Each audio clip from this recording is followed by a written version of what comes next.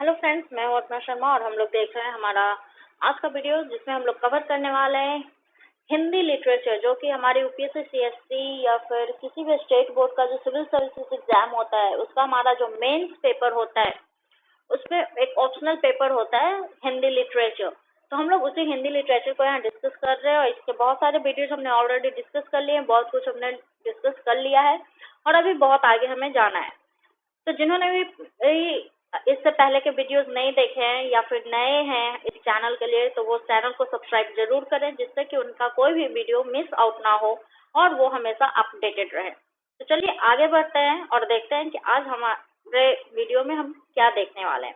अभी तक हमने हिंदी लिटरेचर का जो इतिहास है, उसका जो साहित्य का जो इतिहास है, जो हिस्ट्री है, उसको हमने बहुत हद तक डिस्कस कर लिया है। अभी हम लोग जो डिस्कस करने वाले हैं वो है हमारा 14th सेंचुरी में हमारा जो इतिहास है उसका क्या स्वरूप है, उसका क्या फॉर्म है, हम लोग उसको डिस्कस करने वाले हैं।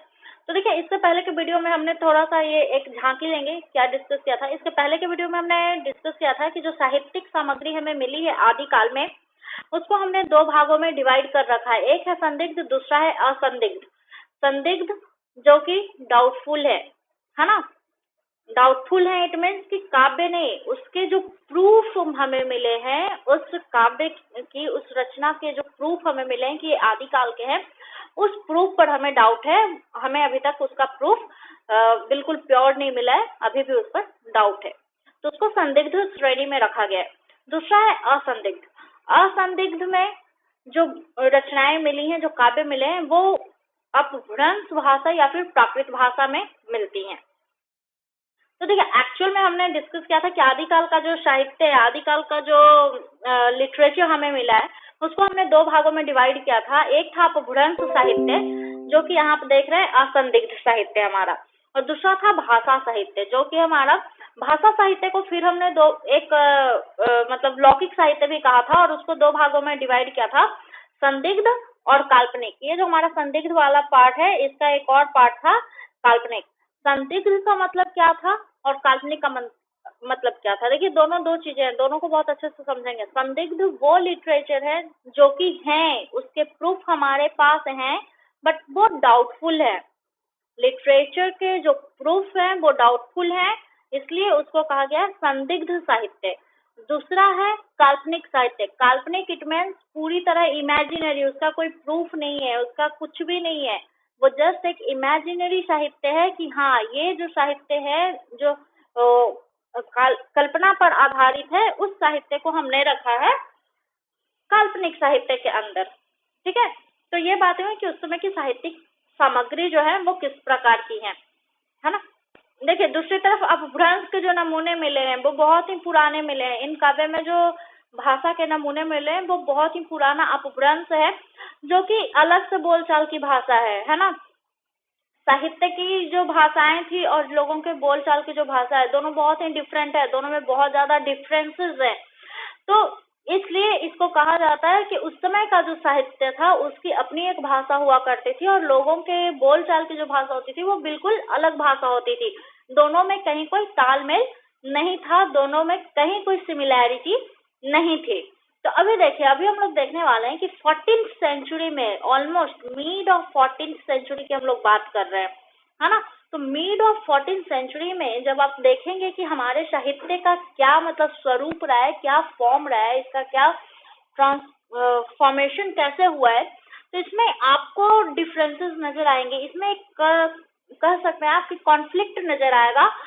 सेम टाइम पर सेम रीजन में दो अलग अलग राइटर्स ने, दो अलग अलग पोएट्स ने, दो अलग अलग कवियों ने, कह सकते हैं कि अलग अलग तरह की भाषा का, अलग शैली का, बिल्कुल ही अलग अलग तरह का काव्य किया है। तो देखिए, एक तरफ जब आप देखेंगे 14वीं शताब्दी में, तो ये हमीर की वीरता का वर्णन किया गया है। चलिए वीर हमीर पायभर मैनी कंपई, दिगमग न अंधार धुली सुरह अच्छाई।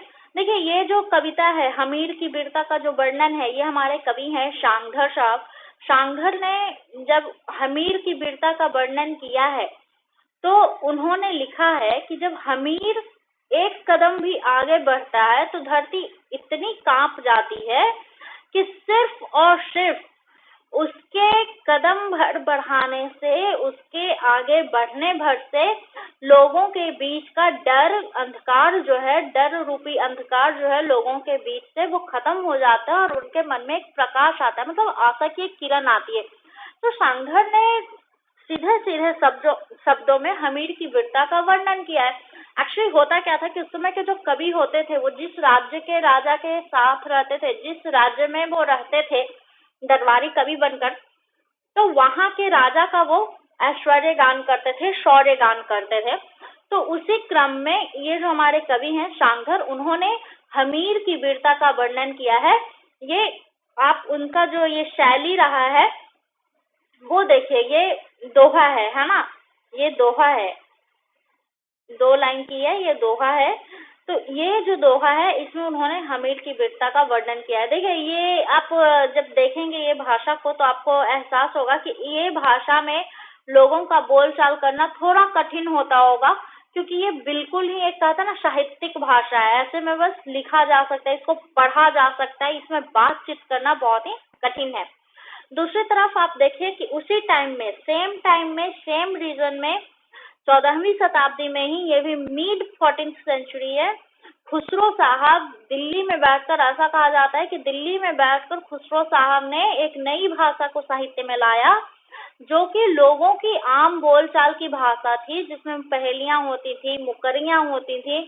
तो जो लोग आपस में यूज करते थे, जिस भाषा में लोग बातें करते थे, उसको इन्होंने साहित्य में उठाकर लाया, है ना। तो जब इन्होंने वहां की भाषा को उठाकर, लोगों की भाषा को उठाकर साहित्य में रखा, तो इन्होंने एक काव्य रचना की और उसका एक झलक आप यहाँ देखेंगे। इन्होंने लिखा, एक नार ने अचरज किया, सांप मार पिंजरे में दिया। इसका साफ साफ मतलब अगर आप निकालना चाहें तो आप देखकर आपको लगेगा क्या अटपटा सा ये बात कहा गया है कि एक इंसान ने बहुत ही सरप्राइज वाली बात की है, बहुत ही अचरज वाली बात की है कि सांप को मारकर उन पिंजरे में रख दिया। ठीक है, इसको अगर आप सीधे देखें तो लोग बड़ा ही बेवकूफाना हरकत है ये, सांप को मारने के बाद पिंजरे में कौन रखता है। लेकिन देखिए ये जो भाषा है वो मुकरियों की भाषा है, वो पहेलियों की भाषा है। तो इसका जो पहेली वाला अर्थ है, जो मुकरी वाला अर्थ है, जिसमें कि लोग आपस में बातें करते थे, तो उसका अर्थ जब आप निकालेंगे तो आपको समझ में आएगा, एक नार ने अचरज किया, सांप मार पिंजरे में दिया। देखिए यहाँ पर सांप का साफ साफ मतलब होता है वैसे लोग जो समाज के लिए घातक हो चुके हैं, वैसे लोग जो समाज को हानि पहुंचा सकते हैं, सभ्य समाज के लिए जो अनिष्ट कर सकते हैं समाज का, वैसे लोगों को यहाँ सांप कहा गया है। और पिंजरे का मतलब है कैद खाना। तो साफ साफ यहाँ पे खुसरो साहब कहना चाहते हैं कि एक नार ने, एक इंसान ने इतना अचरज का काम किया है कि मतलब ये बहुत ही शॉकिंग उनको लग रहा है कि ये तो गजब हो गया भाई, उसने तो उस दुष्ट इंसान को पकड़कर कैद खाने में डाल दिया।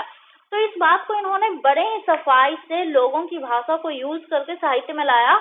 एक नार ने अचरज किया, सांप मार पिंजरे में दिया। तो देखिए ये जो है डिफरेंस देखिए दोनों के लैंग्वेज का, इससे साफ साफ पता चलेगा कि अगर लोगों के बीच में कोई भाषा ज्यादा फेमस होगी, बहुत ज्यादा मतलब जो पॉपुलर होगी, वो कौन सी है, वो खुसरो साहब की जो भाषा थी, पहेलियों की, मुकरियों की। लोग इससे जुड़ा हुआ महसूस करेंगे, उनको लगेगा कि ये तो हमारी ही बात है, ये तो हम ही ऐसे बातें कर रहे हैं। तो उनके लिए जो खुसरो साहब की भाषा थी वो लोगों के बीच में ज्यादा फेमस हो गई। और ये जो साहित्य की भाषा है वो धीरे धीरे साहित्य में सिमटते सिमटते साहित्य में ही रह गई, दबकर रह गई। तो इस तरह की चीजें हमें आगे देखने को मिलेंगी। तो ये था हमारा 14th सेंचुरी में कैसा रहा है हमारा हिंदी साहित्य, उसको हमने यहाँ देख लिया है।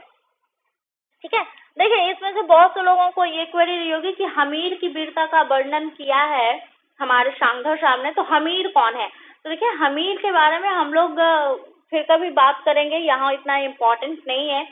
तो अभी जो हमारे लिए इम्पोर्टेंट था वो बस ये था कि हमारे जो कवि हैं, एक तरफ हमने सांघर साहब को रखा, एक तरफ खुसरो को, तो दोनों को अगर कंपेयर कर रहे हैं तो देखिए दोनों की भाषा में, दोनों की जो शैली है, जिस तरह का शैली इन लोगों ने यूज किया, जिस तरह का भाषा इन्होंने उपयोग में लाया अपने काव्य में, अपने साहित्य में, ये हमारे लिए बहुत ही काम की चीज थी। इसको हमने डिस्कस कर लिया कि कैसे दोनों में डिफरेंसेस आ रहे थे सेम टाइप पर। अभी देखिए, जब हम लोग आगे बढ़ते हैं तो हम लोग देखेंगे कि 15th सेंचुरी में, अभी 14th सेंचुरी मीड हम लोग ये कर रहे थे, डिस्कस कर रहे थे। अभी हम लोग जो डिस्कस करने वाले हैं वो है हमारा 15th सेंचुरी। 15th सेंचुरी में क्या चल रहा है, तो देखिए 15th सेंचुरी में भी इसी तरह की मतलब डिफरेंसेस आपको नजर आएंगी। जैसे 15th सेंचुरी में हमारे दो कवि हैं, एक तरफ हमने रखा है विद्यापति जी को, दूसरी तरफ है कबीरदास जी। तो देखिए विद्यापति जी एक्चुअल में मिथिला से बिलोंग करते थे, तो उनकी जो भाषा रही है वो मैथिली रही है ज्यादातर, या फिर प्राकृत भाषा को उन्होंने अपने साहित्य में रखा है। ठीक है, तो इनका एक काव्य देखिए, इन्होंने लिखा है बाल चंद बिजवाई भाषा, दुहू नहीं लगई दुहजन हाशा। तो ये इनकी भाषा है, ये जो प्राकृत भाषा है। दूसरी तरफ कबीरदास जी ने, इन्होंने अपनी एक अलग ही भाषा बनाई है, जिसको कि इन्होंने नाम दिया अटपटी वाणी। जैसे कि कबीरदास की बहुत ही अटपटी वाणी है, जो हम लोग सबने कभी ना कभी सुनी जरूर होगी, कबीरदास की उल्टी वाणी, बरसे कंबल भीगे पानी। तो इसी तरह की वाणी वो यूज करते थे अपने काव्य में, अपने रचनाओं में। तो देखिए यहाँ पर एक और उदाहरण है, आगिन जो लागी नीर में, कंदो जलिए झारी, उत्तर दक्षिण के पंडिता रहे बिचारी बिचारी। तो ये दोनों में डिफरेंस देखिए, कितने लेवल का डिफरेंस है। एक कवि जहाँ प्राकृत भाषा में बात कर रहा है, नेचुरल में, एक अपनी ही भाषा में, अपनी ही दुनिया में एक नई दुनिया वो बनाने की कोशिश में लगे हैं, है ना। तो इतनी ज्यादा डिफरेंसेस सेम टाइम पर मिलना, ये सिर्फ और सिर्फ आदिकाल की विशेषताएं थी, है ना। इस काल में जितने भी काव्य रचनाएं हुई, जितने भी कवि हुए, वो सब सेम टाइम पर सेम जगह रहकर भी अलग अलग तरह के काव्य को ला रहे थे, अलग अलग काव्य की रचनाएं कर रहे थे। तो जितनी वर्सैलिटी आप कह सकते हैं, जितनी ज्यादा फ्लैक्चुएटी आदिकाल में आपको मिलेगी, उतनी किसी भी काल के साहित्य में आपको नजर नहीं आएगी। दूसरी बात, विद्यापति जी ने ये जो भाषा यूज किया था, प्राकृत भाषा या फिर जो मैथिली भाषा, तो उनका कहना था कि जो लोगों की भाषा होती है, जो देसी भाषा होती है, वही लोगों को सुनना अच्छा लगता है, इसलिए मैं वही भाषा यूज करूंगा जो लोगों को अच्छा लगे, जो लोगों की भाषा है। इन्होंने इसीलिए कहा था, देसिल बैना सबजन मिठा, तेता संजम हो अफट्टा। देसी भाषा जो सब जन को मीठा लगता है, मैं तो वैसी ही भाषा में अपनी कविताएं कहूंगा। तो ये इनकी बात थी। कबीरदास का कहना था कि मैं तो भाई दुनिया को अलग नजरिए से देखता हूँ, तो मैं तो अलग ही बातें करता हूँ। अगर लोग मुझे समझना चाहते हैं तो उन्हें भी अपना नजरिया बदलना होगा। तो उन्होंने अपनी अटपटी वाणी निकाली और ऐसी ऐसी बातें, बहुत ही गूढ़ बातें वो अपने अटपटी वाणी में कह जाते थे। तो ये डिफरेंसेस आपको 14th सेंचुरी में देखने को मिली, फिर 15th सेंचुरी में देखने को मिली। एक ही टाइम पर अलग अलग कवि अलग अलग तरह की बातें कर रहे थे, ये आदिकाल की विशेषता में आती है। ठीक है, इसके बाद जो हम लोग डिस्कस करने वाले हैं वो है आदिकाल की पृष्ठभूमि। पृष्ठभूमि इसकी क्या रही है, इसकी पृष्ठभूमि को हम लोग देखने वाले हैं 3 पार्ट में डिवाइड कर, राजनैतिक, धार्मिक और सामाजिक। राजनैतिक मतलब पॉलिटिकल, रिलीजियस और सोशल, है ना। इसका जो सोशल बैकग्राउंड क्या था, रिलीजियस बैकग्राउंड क्या रहा, पॉलिटिकल बैकग्राउंड उस समय क्या था, जिसके कारण आदिकाल का राइज हुआ या फिर उसका डिफेम हुआ। तो ये चीजें हम लोग डिस्कस करने हैं हमारे अगले वीडियो में। तो तब तक के लिए जुड़े रहें, वीडियो को ज्यादा से ज्यादा लाइक करें, कमेंट करें, शेयर करें और चैनल को सब्सक्राइब करना ना भूलें। चैनल को सब्सक्राइब करने से आपको सारे अपडेट्स मिलते रहेंगे, आपको पता होगा कभी नया वीडियो आया है, तो ये आपके लिए बहुत ही अच्छा होगा। So stay tuned, bye bye.